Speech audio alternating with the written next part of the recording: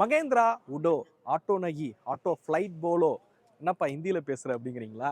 So Mahindra பார்த்தீங்க அப்படின்னா உடோ அப்படின்னு சொல்லக்கூடிய எலக்ட்ரிக் ஒரு த்ரீ வீலர் வந்து அறிமுகப்படுத்தியிருக்காங்க. இது ஆட்டோ கிடையாதுங்க, இது ஆட்டோ ஃப்ளைட் அப்படிங்கிறாங்க. இதுக்கே அப்படின்னா என்ன, இது த்ரீ வீலர் எஸ்யூவின்னு வேற மகேந்திரா வந்து சொல்கிறாங்க. உண்மையிலேயே இந்த வெஹிக்கிளில் என்னதான் இருக்குது அப்படிங்கிறத இந்த வீடியோவில் நம்ம பார்க்கலாம்.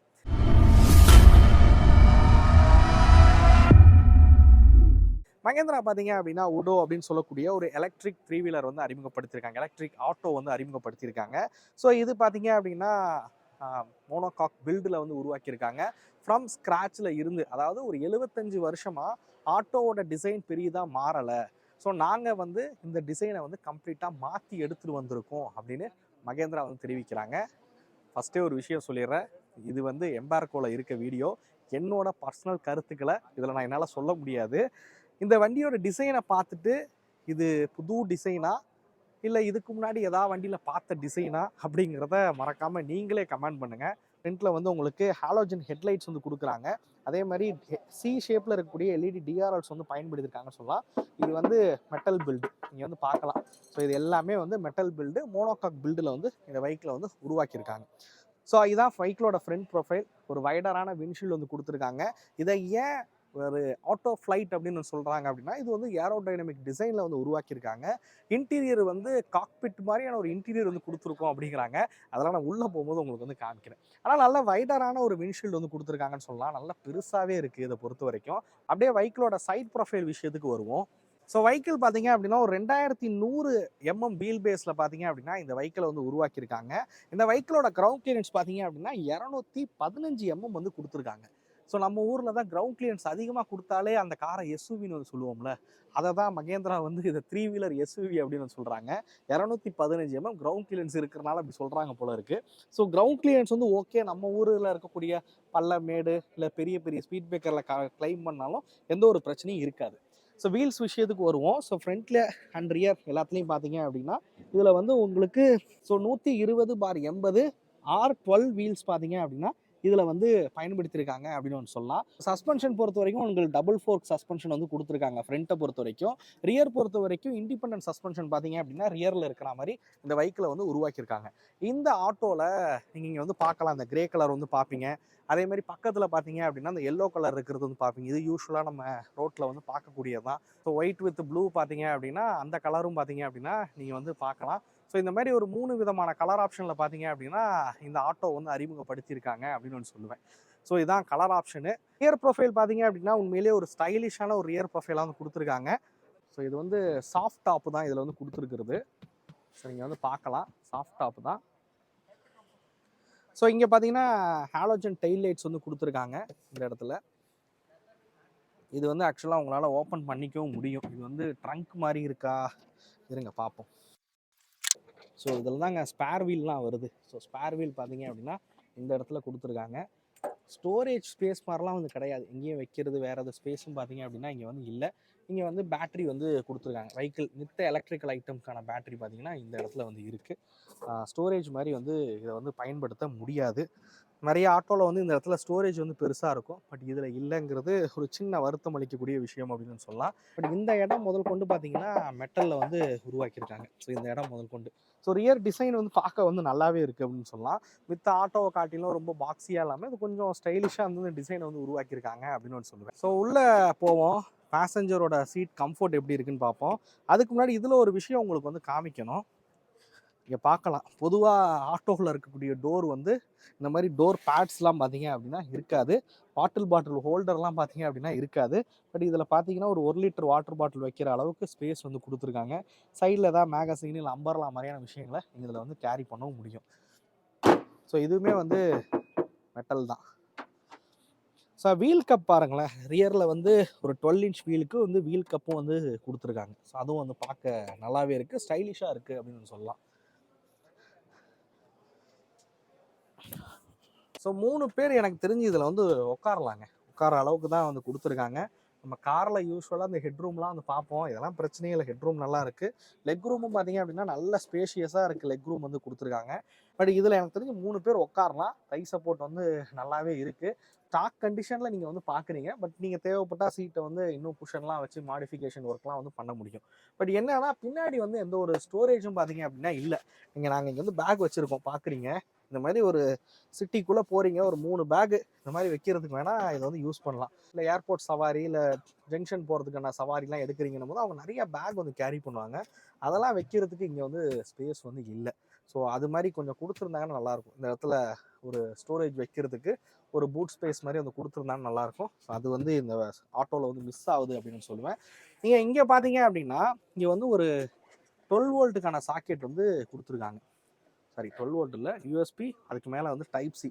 ஸோ அந்த சாக்கெட் பார்த்தீங்க அப்படின்னா இந்த இடத்துல வந்து கொடுத்துருக்காங்க. ஸோ பின்னாடி இருக்க பேசஞ்சர் வந்து மொபைல் ஃபோன் சார்ஜ் போடணும் அப்படின்னா போட்டுக்கவும் முடியும். ஸோ அதுக்கு வந்து இதிலே ஸ்டாக்லேயே வந்து கொடுத்துட்டாங்க அப்படின்னு சொல்லுவேன். வாங்க நம்ம அப்படியே டிரைவர் சீட் உட்காந்து பார்க்கலாம். ஓகே, ஸோ இதுதான் டிரைவர் சீட் காக்பிட் அப்படின்னு வந்து சொல்கிறாங்க. இதை வந்து மகேந்திரா வந்து இப்போ இந்த டேர்ம் வந்து ரொம்ப அதிகமாக யூஸ் பண்ண ஆரம்பிச்சிட்டாங்க. அவங்களோட அந்த BS6லாம் வந்து இது பண்ணதுக்கப்புறம். நீங்கள் லான்ச் ஈவெண்ட் வந்து யூடியூப்பில் லைவ் பண்ணியிருப்பாங்க, அதை போய் பாருங்கள் அவங்க சொன்னதெல்லாம் எப்படி இருக்குது அப்படின்னு. ஸோ த்ராட்டில் பார்த்தீங்க அப்படின்னா இது வந்து உங்களுக்கு ஸோ ரிவர்ஸ் த்ராட்டில் ஃபங்க்ஷனும் பார்த்தீங்க அப்படின்னா இருக்கிற மாதிரி வந்து கொடுத்துருக்காங்க. இங்கே வந்து டிரைவ் மோட்ஸ் உங்களால் வந்து செலக்ட் பண்ணிக்கவும் முடியும். ஸோ இங்கே பார்க்கலாம், ரிவர்ஸ், நியூட்ரல், டிரைவ், இந்த மாதிரி டிரைவ் மோட்ஸ் வந்து செலக்ட் பண்ணிக்க முடியும். இங்கே பாருங்களேன், ரிவர்ஸ் கேமரா கொடுத்துருக்காங்க. பட் இது வந்து ஸ்டாக்கில் கொடுக்குறாங்களான்னு தெரியல, பட் இங்கே உள்ள ஆட்டோவில் வந்து அதை ஃபிட் பண்ணி வச்சுருக்காங்க.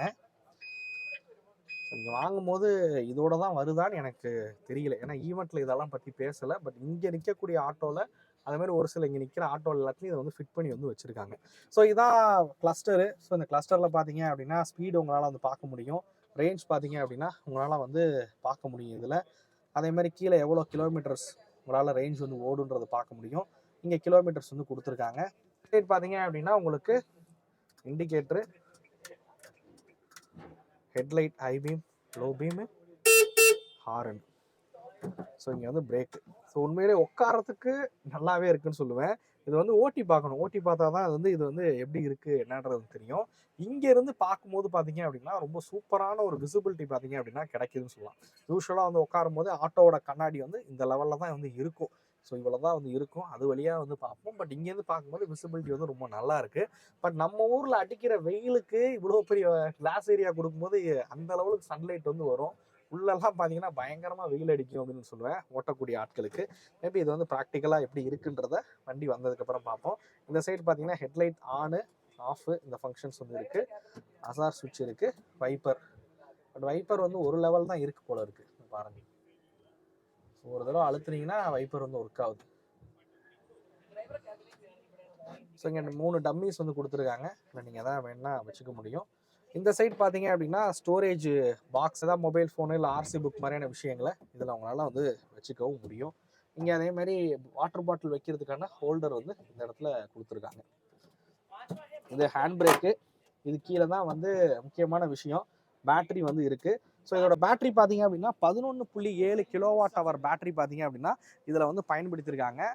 இவங்க கிளைம் பண்ணக்கூடிய கிளைம்டு ரேஞ்ச் பார்த்தீங்கன்னா ஒரு 156 கிலோமீட்டர் வருது. பட் ரியல் வேர்ல்டு ரேஞ்ச் பார்த்தீங்கன்னா 200 கிலோமீட்டர் வரைக்கும் மைலேஜ் கொடுக்கும் அப்படின்னு இருக்காங்க. சாரி, ரேஞ்ச் கொடுக்கும் அப்படின்னு வந்து சொல்லியிருக்காங்க.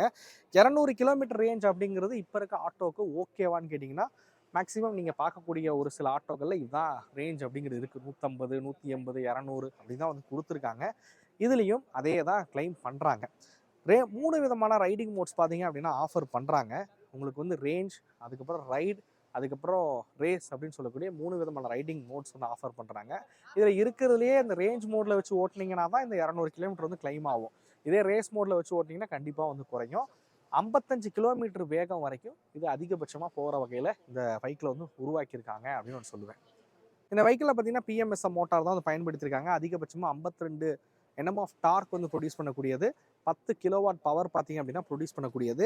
ஸோ டார்க்கு, இன்ஸ்டன்ட் பர்ஃபார்மன்ஸ் எல்லாமே வந்து பெட்டராக இருக்கும் அப்படிங்கிறாங்க. பட் இப்போதைக்கு நம்ம லைவாக வந்து எக்ஸ்பீரியன்ஸ் பண்ணி வந்து பார்க்கல. பட் இவங்க வெளியில் ஓட்டி காமிச்ச இமேஜஸ்லாம் நீங்கள் வந்து பார்த்துட்டு இருப்பீங்க. ஸோ அது எப்படி இருக்குது என்னன்றதை வந்து பாருங்கள். அதே மாதிரி இந்த வெஹிக்கிளோட ஸ்டெபிலிட்டி பெட்டராக இருக்கும், சஸ்பென்ஷன் கம்ஃபோர்ட் வந்து பெட்டராக இருக்கும், உள்ளே உட்காந்து போகிற பேசஞ்சருக்கு வந்து கம்ஃபோர்ட் ரொம்ப நல்லா இருக்கும் அப்படின்றது போலலாம் சொல்லியிருக்காங்க. பட் இது ஷோரூமுக்கு வந்து இன்னும் ஒரு சில நாட்களில் ஷோரூமுக்கு வந்து வந்துடும். புக்கிங்ஸ் வந்து ஸ்டார்ட் பண்ணிட்டாங்க. நீங்கள் ஷோரூமுக்கு வந்து தாராளமாக அது வந்துடும். ஸோ இந்த பைக்கிலோட எக்ஸ்ஷோரூம் காஸ்ட் பார்த்தீங்க அப்படின்னா ஆக்சுவல் காஸ்ட் வந்து 385 387 அந்த ரேஞ்சில் வரும். இப்போ அறிமுக விலையாக பார்த்தீங்கன்னா 3,59,000 எக்ஸ்ஷோரூம் விலையில் வந்து இதை வந்து அறிமுகப்படுத்தியிருக்காங்க அப்படின்னு சொல்லலாம். நல்ல காம்படிட்டிவான ப்ரைஸில் தான் வந்து கொடுத்துருக்காங்க. நீங்கள் ஒரு சிஎன்ஜி ஆட்டோ வாங்குறீங்க அப்படின்னா அது ஒரு 3,75,000 3,80,000 அந்த ரேஞ்சில் வந்து ப்ரைஸ் வந்து இருக்கும். ஸோ அந்த விலைக்கு பார்த்தீங்க அப்படின்னா உங்கள் எலக்ட்ரிக் ஆட்டோ வந்து கொடுக்குறாங்க. வேரண்டிலாம் எப்படிப்பா அப்படின்னு வந்து கேட்பீங்க. இந்த வெஹிக்கிளுக்கு 6 வருஷம் 1.5 லட்சம் கிலோமீட்டர் பார்த்தீங்க அப்படின்னா வேரண்டி அப்படிங்கிறது ஒன்று ஆஃபர் பண்ணுறாங்க. ஸோ அதுவும் வந்து ஓகே, பாராட்டக்கூடிய விஷயம் அப்படின்னு நான் சொல்லுவேன். ஸோ இந்த வெஹிக்கிள் பார்த்தீங்கன்னா 1 லட்சம் கிலோமீட்டர் வந்து சர்வீஸும் வந்து ஃப்ரீ அப்படின்னு வந்து மகேந்திரா வந்து தெரிவிச்சிருக்காங்க. இவிஸ் பொறுத்த வரைக்கும் பெருசாக மெயின்டெனிங் செலவுகள் வந்து வைக்காது. பட் எப்படி பார்த்தாலும் நீங்கள் டயர் மாற்றுற மாதிரி இருக்கும், இந்த பிரேக் பேட்லாம் வந்து மாற்றுற மாதிரி தான் இருக்கும். அதுக்கெலாம் கண்டிப்பாக நீங்கள் பே பண்ணுற மாதிரி தான் இருக்கும். இல்லை இன்னும் அந்த சார்ஜிங் ஸ்பீடு எவ்வளவு இந்த மாதிரி விஷயங்களை வந்து அவங்க வந்து ஷேர் பண்ணலை. நம்ம அதெல்லாம் வந்து ரிவ்யூவில் வந்து பார்ப்போம். ஸோ எவ்வளோ நேரம் சார்ஜ் ஏறுறதுக்கு வந்து எடுத்துக்கும் அப்படிங்கிறது எல்லாத்தையுமே நம்ம ரிவ்யூவில் வந்து பார்ப்போம். ஓகே, சிட்டி பயன்பாட்டுக்கு தான் நான் பயன்படுத்த போகிறேன். எனக்கு ஒரு நாளைக்கு 150-200 கிலோமீட்டர் தான் ப்ரோ நான் வந்து ஓட்டுவேன். ஆனால் இவி வாங்கினா லாபமா, இல்லைனா சிஎன்ஜி போயிடலாமா அப்படின்னு வந்து நினைப்பீங்க.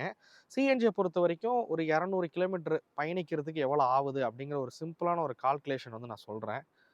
இதை வச்சு நீங்கள் புரிஞ்சுக்கலாம்னு நினைக்கிறேன், இது வாங்கலாமா வேணாமா அப்படிங்கிறது. ஸோ நம்ம ஊர், நான் தஞ்சாவூர், அங்கே 85 ரூபா சிஎன்ஜி வந்து விற்கிது. ஆட்டோவை பொறுத்த வரைக்கும் ஒரு 40 கிலோமீட்டராவது போக முடியும் அப்படின்னு நினைக்கிறேன். ஸோ 200 கிலோமீட்டர் பயணிக்கிறீங்க அப்படின்னா டிவைடு 40, ஸோ 5 கிலோ சிஎன்ஜி பக்கம் ஆகும். ஸோ அப்படி பார்க்கும்போது பார்த்தீங்க அப்படின்னா 85 ரூபானா 425 ரூபா உங்களுக்கு ஒரு நாளைக்கு வந்து சிஎன்ஜிக்குன்னு வந்து செலவிடுற மாதிரி இருக்கும். 40 கிலோமீட்டர் மைலேஜ் தர ஒரு சிஎன்ஜி ஆட்டோ வாங்கினீங்க அப்படின்னா 425 ரூபா ஒரு நாளைக்கு 200 கிலோமீட்டர் பயணிக்கிறதுக்கு நீங்கள் செலவு பண்ணுவீங்க. பட் இந்த ஆட்டோ இவங்க சொல்கிறது 200 கிலோமீட்டர் இதுதான் கொடுக்குன்னு நான் வந்து சொல்ல, அவங்க ரியல் ரேஞ்ச் சொல்கிறாங்க 200 கிலோமீட்டர் இதுதான் கண்டிப்பாக கொடுக்குன்னு நான் சொல்ல மாட்டேன். பட் இது வந்து 11.7 கிலோவாட் ஹவர் பேட்டரி வந்து பொருத்தியிருக்காங்க. நான் அதிகபட்சமாக ஒரு யூனிட்டுக்கு 10 ரூபா செலவு பண்ணுறீங்கன்னு வச்சுப்போமே. ஸோ அப்படி பார்க்கும்போது உங்களுக்கு 117 ரூபாயிலே பார்த்தீங்க அப்படின்னா 200 கிலோமீட்டர் உங்களால் வந்து பயணிக்க முடியும். ஸோ இந்த பேட்டரி வந்து ஃபுல்லாக வரதுக்கு ஒரு 11.7 யூனிட் பார்த்தீங்க அப்படின்னா செலவாகும். 111 ரூபா பக்கம் உங்களுக்கு 117 ரூபா பக்கம் பார்த்தீங்க அப்படின்னா உங்களுக்கு செலவாகும் 200 கிலோமீட்டர் பயணிக்கிறதுக்கு. 150 ரூபானே வச்சுங்களேன், 150 ரூபாயிலேருந்து ஒரு 200 ரூபான்னு வச்சாலும் உங்களுக்கு 50-50 பார்த்தீங்கன்னா லாபம் வந்து கிடைக்கும். இந்த லாபத்தை உங்களால் ரீசேலில் எடுக்க முடியுமா அப்படின்னு தான் நீங்கள் வந்து பார்க்குற மாதிரி இருக்கும். ஒரு உதாரணத்துக்கு நான் 1 லட்சம் கிலோமீட்டர் பயணிக்கிறேன் அப்படின்னும் போது அந்த ரீசேலில் வந்து உங்களால் எடுக்க முடியுமா அப்படிங்கிறது. ஏன்னா இவி ஆட்டோ அப்படின்னும் போதே ரீசேல் கம்மியாக இருக்கும். ஒரு சிஎன்ஜியோ டீசல் ஆட்டோ போகும்போது ரீசேல் அதிகமாக இருக்கும். ஸோ அதை நம்ம வந்து எடுக்க முடியுமா அப்படிங்கிறதா விஷயமாவே இருக்கும். ஸோ நீங்கள் வந்து ஒரு 1 லட்சம் கிலோமீட்டர் சிஎன்ஜி ஆட்டோ வந்து பயன்படுத்துறீங்க அப்படின்னும் போது சிஎன்ஜிக்காக செலவிட்ட தொகை பார்த்தீங்க அப்படின்னா 2,12,000 ரூபா சிஎன்ஜிக்காக செலவிட்டிருப்பீங்க. இதே இவி ஆட்டோவா நீங்கள் வந்து பயன்படுத்துறீங்க அப்படின்னும் போது அந்த 1 லட்சம் கிலோமீட்டர் ஓட்டுறதுக்கு 60,000 ரூபா பார்த்தீங்க அப்படின்னா கரண்ட் பில்லுக்குன்னு வந்து செலவிட்டிருப்பீங்க. ஸோ நான் வந்து தோராயமாக போட்டிருக்க கணக்கு தான். எப்படி பார்த்தாலும் ஒரு 1 லட்சத்துலேருந்து 1.5 லட்ச ரூபா வரைக்கும் உங்களுக்கு லாபம் கிடைக்கும் இந்த இவி ஆட்டோ வந்து வாங்கி பயன்படுத்தும் போது. பட் புரிஞ்சுக்கங்க, 200 கிலோமீட்டர் தான் பயணிப்பீங்க அப்படின்னா நீங்கள் இதை வந்து வாங்கிக்கோங்க. இல்லை அதுக்கு மேலே பயணிப்பீங்க அப்படின்னா பயன்படுத்துவீங்க அப்படின்னா கண்டிப்பாக நீங்கள் சிஎன்ஜியோ டீசலோ ப்ரிஃபர் பண்ணுறது கூட ஓகே. நீங்கள் அந்த ஸ்கூல் ட்ரிப் மாதிரி அடிச்சுட்டு இருக்கீங்க அப்படின்னும் போது உங்களுக்கு அந்த சிட்டிக்குள்ளே ஓட்டும் போது அந்த 150-200 கிலோமீட்டர் தான் வரும். அப்படி பயன்படுத்தக்கூடிய ஆட்கள் கூட மேபி இதுக்கு வந்து நீங்கள் வந்து போகலாம் அப்படின்னு சொல்லுவேன். எனிவே இந்த ஆட்டோ பற்றின விஷயங்கள் எல்லாமே வந்து சொல்லிட்டேன். இவங்க சொன்ன மாதிரி இது வந்து ஒரு ஆட்டோ ஃப்ளைட்டா அப்படிங்கிறது எல்லாமே நீங்கள் வந்து கமெண்ட் பண்ணுங்கள், ஓகேவா என்னென்னு. இல்லை 3 வீலர் எஸ்யூவியா என்னன்றதெல்லாம் நீங்கள் வந்து கமெண்ட் பண்ணுங்கள். இந்த வெஹிக்கிளை பற்றின உங்களோட கருத்துக்களை மறக்காமல் கமெண்ட் பண்ணுங்கள். அடுத்த வீடியோவில் சந்திக்கும் வரை தமிழ் வீல்ஸ் மணிகண்டன். நன்றி, வணக்கம்.